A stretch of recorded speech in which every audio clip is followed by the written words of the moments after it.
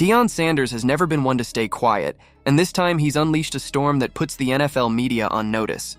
The chatter has been relentless, with pundits and analysts firing off hot takes about how Shadore Sanders supposedly blew it by turning down the Ravens and the chance to sit behind Lamar Jackson.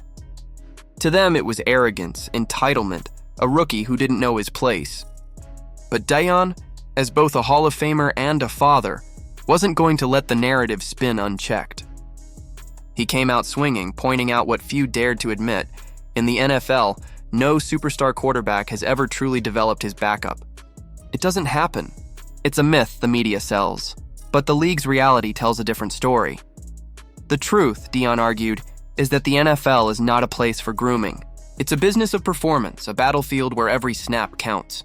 Teams don't draft quarterbacks in the 5th round, hoping their franchise star will hold their hand. They expect players to be ready on day 1 or they'll move on. That's why Deion scoffed at the idea that Shedeur should have humbled himself and sat patiently behind Jackson, waiting for a chance that might never come. When have the pros ever developed anybody? He asked, a rhetorical dagger at the heart of every analyst trying to make his son look weak. And he's not wrong. Look across the league. Backup quarterbacks rarely emerge because a starter mentored them. The NFL doesn't work like that. You don't sit on the sidelines and suddenly absorb greatness through osmosis. You either get in the game and prove yourself, or you're forgotten. Deion reminded everyone of his own legendary career, admitting he never once sat on the bench and thought, "I learned a lot today." That line hit like a thunderclap, because it spoke to an unshakable truth. Progress doesn't come from waiting, it comes from playing. Shadore's choice wasn't arrogance, it was survival. Of course, not everyone agrees. Cam Newton, another larger-than-life figure, stepped into the debate and framed the situation differently. To him, sitting behind Lamar Jackson wasn't a death sentence. It was a golden opportunity.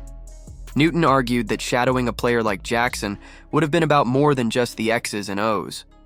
It was about learning how to manage the spotlight, the endorsements, the scrutiny, and the endless weight of being the face of a franchise. Cam made the case that Shedeur could have gained priceless lessons from simply being in that orbit, watching how Jackson balanced superstardom with performance. But Deion wasn't having it. His rebuttal was direct, unfiltered, and brutally honest. Sitting behind someone doesn't teach you how to win, it teaches you how to wait. And waiting is not learning. His philosophy is crystal clear. Greatness is forged in the fire of competition, not in the shadows of another man's success. To Deion, Shedeur rejecting the Ravens wasn't a mistake. It was a declaration of intent. A message that his son would not tie his fate to someone else's injury or decline, but instead would carve out his own destiny on his own terms. The irony is that Shedeur himself has embraced a version of both philosophies, and his words paint a fascinating picture. While critics accuse him of being afraid of competition, Shedeur has spoken openly about how much he enjoys working on the scout team. For him, those reps aren't humiliating, they're valuable. He sees them as both mental sharpening and physical training, a chance to simulate real game intensity multiple times a week.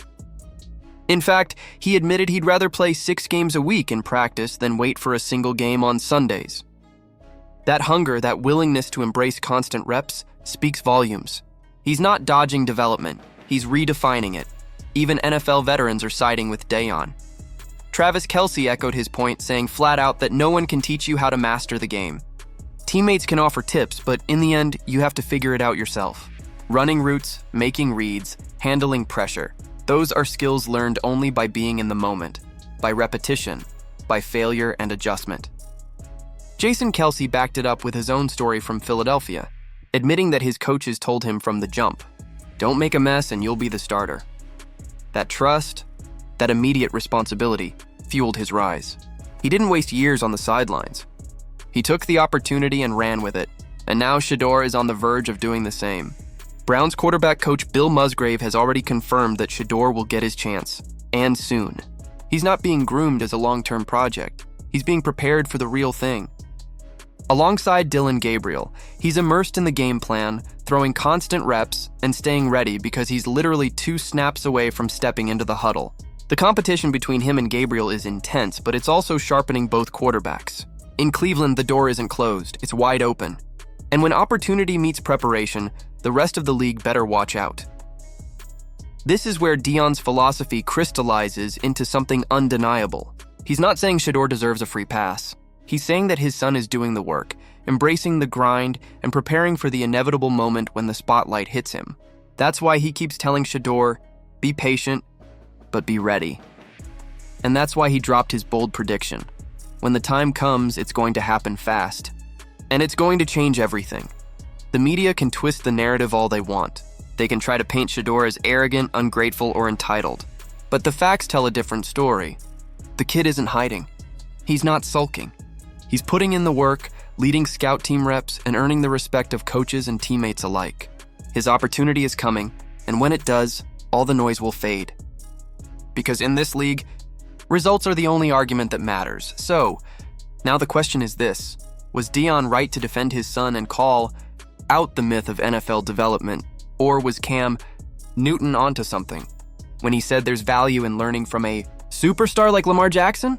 Do you agree with Travis and Jason Kelsey that the only way to learn is by playing? Or do you think Shedeur missed a golden chance by not accepting the Ravens' offer? And more importantly, will he silence the critics when he finally steps onto that field as Cleveland's starter? Drop your thoughts in the comments, hit that like button if you're fired up about this story, and don't forget to subscribe for more behind-the-scenes breakdowns of the drama shaking up the NFL.